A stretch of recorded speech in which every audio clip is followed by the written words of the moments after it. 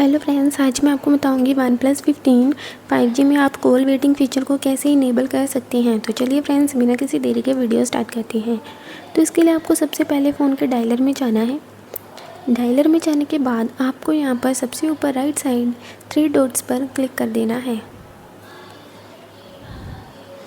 तो यहाँ पर आपको सेटिंग्स की ऑप्शन मिलेगी, तो आपको इस पर क्लिक कर लेना है।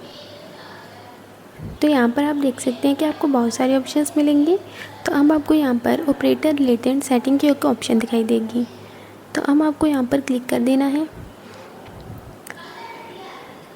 जैसे ही आप क्लिक करेंगे तो यहाँ पर आपको कॉल वेटिंग की ऑप्शन मिल जाएगी। तो अब आपको यहाँ पर कॉल वेटिंग फीचर को क्लिक करके ऑन कर देना है। जैसे आप इसे ऑन करेंगे तो आपके फ़ोन का कॉल वेटिंग फीचर इनेबल हो जाएगा और यहीं पर आप इसे क्लिक करके ऑफ भी कर सकती हैं।